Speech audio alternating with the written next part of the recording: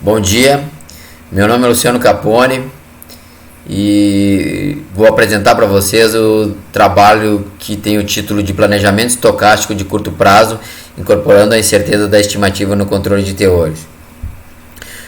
O meu orientador é o professor Rodrigo Peroni e o co-orientador é o professor João Felipe. O trabalho foi dividido em práticas tradicionais de planejamento de curto prazo, em especial na etapa de controle de teores, a descrição do problema encontrado nesse trabalho, a meta ou a hipótese investigativa e a metodologia proposta no trabalho também, a seleção da base de dados, simulação, cálculo de benefício e otimização propriamente dita, seleção dos blocos de lavra que vão ser escavados. Trago um estudo de caso de uma mina de fosfato no Brasil e, por fim, as conclusões obtidas até o momento. Então, na prática tradicional do planejamento de mina de curto prazo, a primeira etapa é a seleção da base de dados. Então, essa seleção da base de dados normalmente é feita a partir de informações de sondagem ou pó de perfuratriz utilizado para desmonte com uso de explosivos. Com base nessas informações, é feita uma análise química e define regiões ali de teores de minério estéreo, né? Eu tenho os teores daquela região. Além disso, a segunda etapa, eu tenho um mapeamento e uma interpretação geológica feita por geólogos. Então, o geólogo vai na mina, define os contatos entre os litotipos, faz o mapeamento geológico e com o banco de dados e com o mapeamento geológico, separa as informações para fazer a estimativa de teores, né? Quando necessário, separa para fazer a estimativa de teores. Então eu tenho um modelo estimado normalmente por estimadores tradicionais, que é inverso quadrado das distâncias ou krigagem ordinária.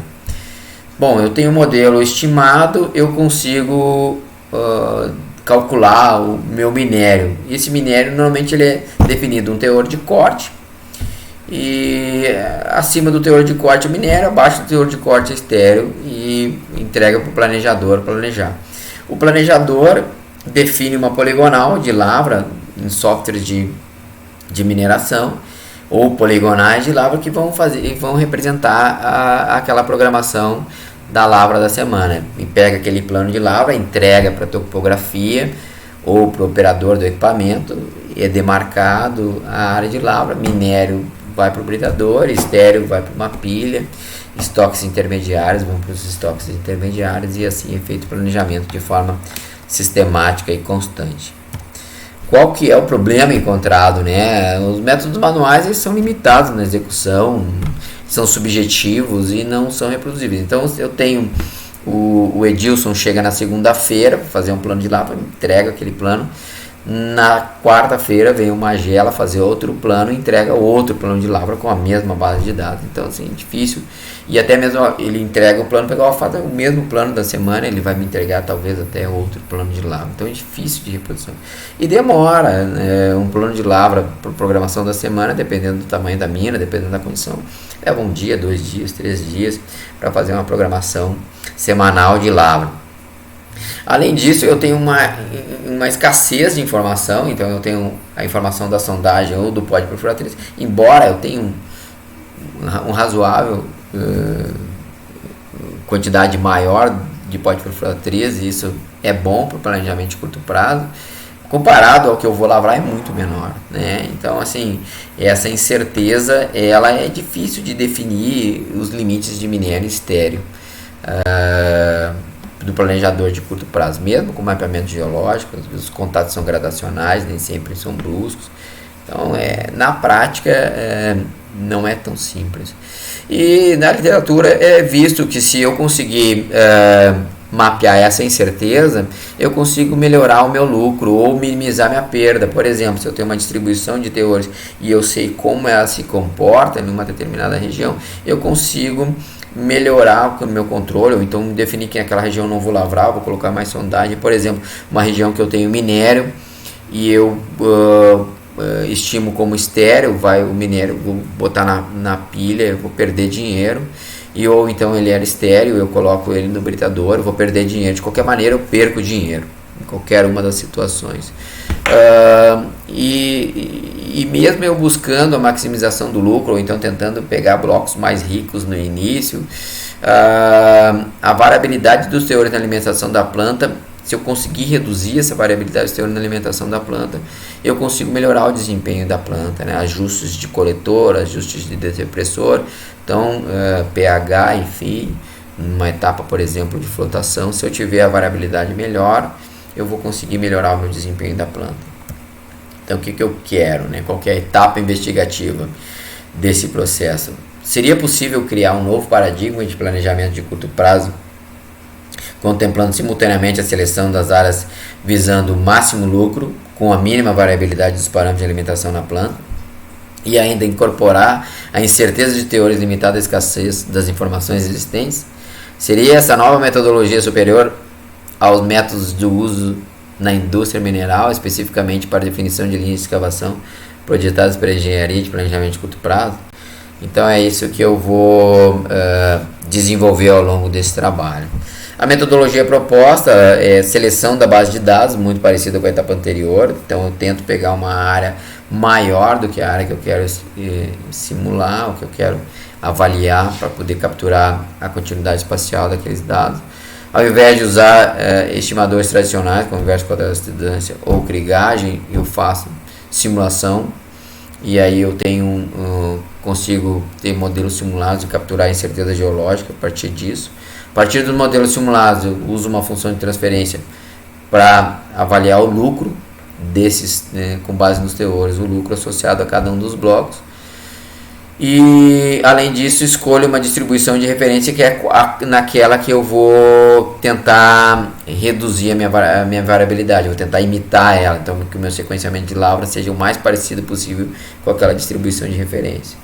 Depois eu faço um agrupamento, clusters em cada uma dessas regiões, e por fim eu tento selecionar os blocos que maximizem o meu lucro e minimizem a minha variabilidade dos dados.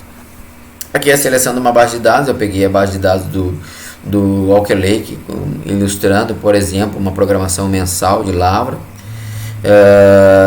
Na segunda etapa eu tenho simulação estocástica e o lucro superado. Então, nesse trabalho eu usei simulação, o método de Turning Bands para fazer a simulação. Aqui eu peguei aleatoriamente 6 modelos simulados de teores de cobre. A partir de cada um dos modelos simulados eu tenho uma função de transferência para o lucro. Então eu tenho o E-Type, uma distribuição de referência a partir do E-Type dos meus modelos simulados, e um modelo de lucro esperado. Depois eu carrego isso num software que foi desenvolvido em linguagem Python,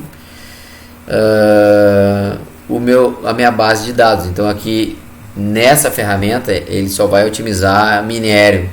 Então eu só estou vendo aqui a cada bolinha que nós estamos vendo aqui, círculos pretos, eles representam o centróide de cada um daqueles blocos do Walker Lake, e nas regiões onde era estéreo não carregou, ele não trouxe, e ele visualiza só em 2D. Como o Walker Lake já é em 2D, então ele está trazendo tudo para a mesma base. Mas se eu tivesse uma base 3D, ele pegaria o máximo Z, e otimizaria só os blocos que tivessem expostos. Na prática, na programação semanal, eu não vou lavrar estéreo para buscar um bloco, então já é uma premissa da ferramenta lavrar somente blocos que já estão expostos, né? Na segunda etapa, então, eu vou já gerar os clusters. Aqui ele usa mapas auto-organizáveis de Cohone, que é uma rede neural que tem como um dos critérios a distância euclidiana. Então tem 3 processos básicos de definição dessa rede ou desse cluster, que eu coloco aleatoriamente neurônios que eu quero fazer a sinapse. Esses neurônios vão fazer ligações com cada um desses blocos. O neurônio vencedor mais próximo ganha, e ele vai influenciar os neurônios na volta dele por um processo de cooperação. E por fim, à medida que eu vou evoluindo o processo de aprendizado, ele vai diminuindo o aprendizado. Então eu faço, no primeiro momento eu tem um ajuste mais rápido e num segundo momento um ajuste mais fino do meu cluster. A grande vantagem é a velocidade disso, né? E o que tenta simular o posicionamento das escavadeiras na lavra. Na prática eu tenho a mina distribuída mais ou menos em regiões.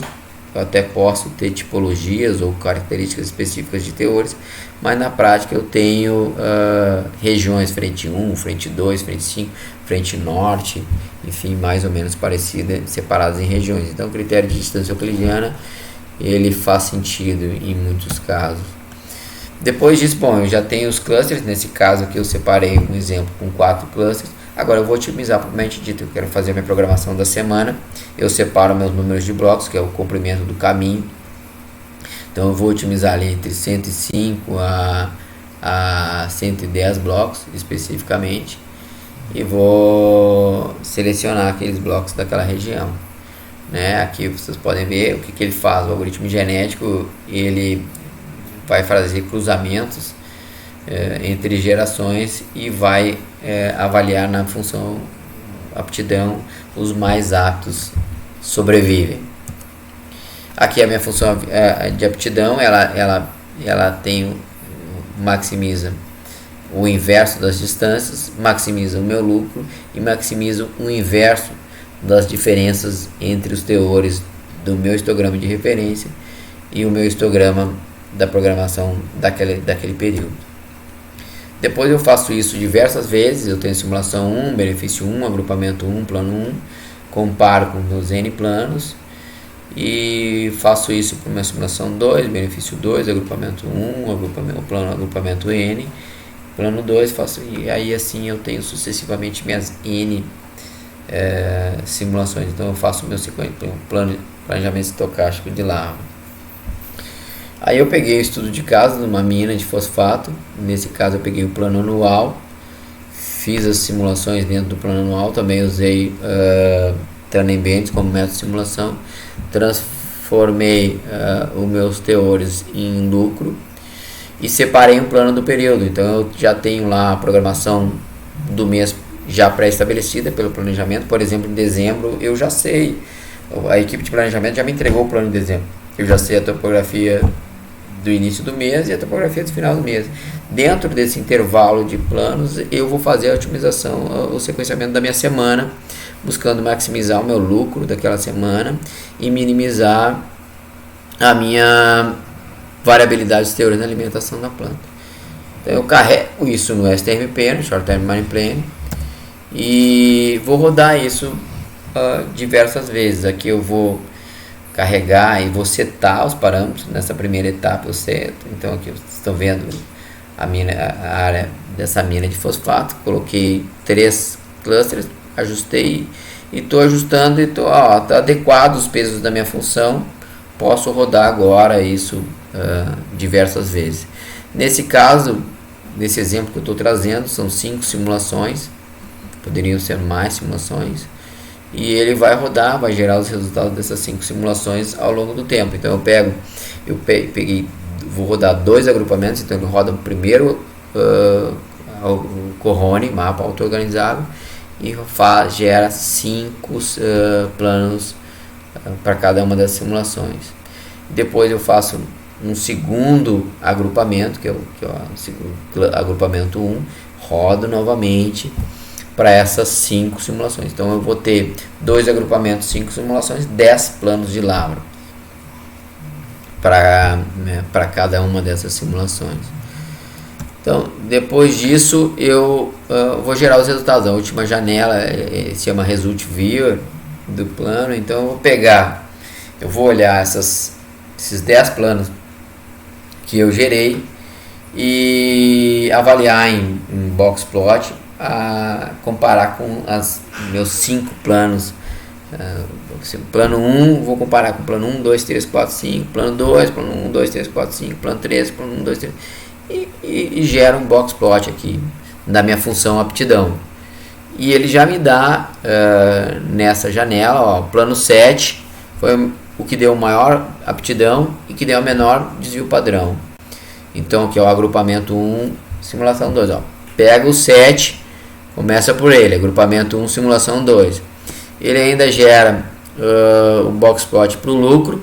Então eu poderia selecionar, ao invés de maior aptidão, maior lucro, e ele ainda gera um box plot de comparação das diferenças de histograma. Então, ao invés de aptidão, poderia ser e gera no final o meu histograma de referência versus o meu histograma daquela programação do agrupamento 1, simulação 2 do E-Type. Está usando o E-Type aqui. E salva isso numa pasta com as minhas 10 simulações. Então eu vou no agrupamento 1, simulação 2, e o que ele salvou ali, né, no dataset? Ele salvou um arquivo XYZ, minha variável teor, o meu benefício e a semana. E ele entra com os dados semana 0, a semana 1 vai ser a semana que ele vai otimizar. Então, ele pegou aqui 54 blocos, coisa que eu setei lá na ferramenta.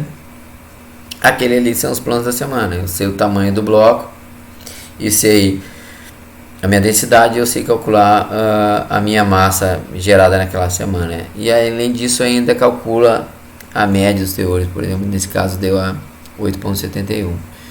Aqui ele ainda salva os parâmetros das minhas funções de otimização, salva os pesos do cluster e salva cada um dos clusters e a minha melhora da minha função em cada geração, minha função aptidão em cada geração. Então ele começou com 15, está terminando com 16,8. Então significa que o algoritmo, as gerações melhoraram a aptidão ao longo dos cruzamentos entre gerações. Então no final eu peguei um exemplo de 5, mas nessa mina de fosfato eu tinha 50 simulações, fiz 2 clusters para ela, então gerei 100 planos de lavra. E o meu plano ótimo selecionado foi a máxima aptidão e dividido pelo meu desvio padrão. Então nesse caso foi o plano de 29, seleciono o plano de 29 e olha, esse aqui eu vou começar por ele. E como eu tenho 50 simulações, eu consigo calcular a incerteza associada àquele plano da semana 1. Então eu tenho a minha média, o meu desvio padrão, o meu quartil superior, o meu quartil inferior e meus máximos e mínimos. Eu sei a incerteza associada àquele plano da semana 1, por exemplo. Poderia, no caso o gráfico de baixo é a dispersão dos fitness, de teor poderia ser selecionado ao invés de a máxima aptidão, minha máxima dispersão de teores, por exemplo. E por fim, ainda no estudo de caso, eu pedi para o planejador dessa mina, me faz um plano de lavra, pega esse modelo E-Type, me separa uma programação da pilha ao longo desse mês, 4 pilhas ao longo desse mês, que eu vou rodar o STMP 4 vezes ao longo do mês para gerar as simulações. Então na tabela a gente pode ver lá o teor de P2O5 associado, a média foi 8,67 pelo STMP, o P5 4,27, o P95 15,77 e o manual deu 8,48, né? Então aqui eu consigo avaliar. E desvio padrão deu 3,34 pelo STMP e 3,47. Então assim, o teor médio do STMP deu um pouco maior do que o teor médio do manual e o desvio padrão deu menor. Então o plano ele conseguiu ser melhor naquela semana. No final das contas, as conclusões que eu chego, a comparação dos blocos selecionados pelo método proposto, melhoraram o lucro na ordem de 2,29 e reduziram a variabilidade relativa dos planos em 10,76. Né? Então, a hipótese investigativa, consigo maximizar o lucro e minimizar a variabilidade? Consigo, a partir da função aptidão, que melhora ao longo do tempo. E eu consigo ser melhor do que os métodos tradicionais. Nesse comparativo, nesse exemplo, eu provei que sim. Né? Quais são as vantagens da utilização desse método? Né? Então eu consigo quantificar o risco associado a esse plano. Eu tenho uma flexibilidade muito maior do que um simples teor de corte. Eu consigo, a partir da função de lucro, mexer no preço, ou mexer nos custos, ou inclusive colocar uma função de recuperação metalúrgica para cada litotipo. Então tem uma flexibilidade maior para definição de minério estéreo. E a velocidade de geração de cenários, né, foi possível até avaliar aqui muito rapidamente. Geramos 10 cenários, então em 3 minutos geramos 10 cenários, em 30 minutos aí geraria aí 100 cenários, com certeza. Então essa é a grande vantagem da ferramenta. E vou agradecer a todos, muito obrigado pelo tempo de vocês. Um abraço.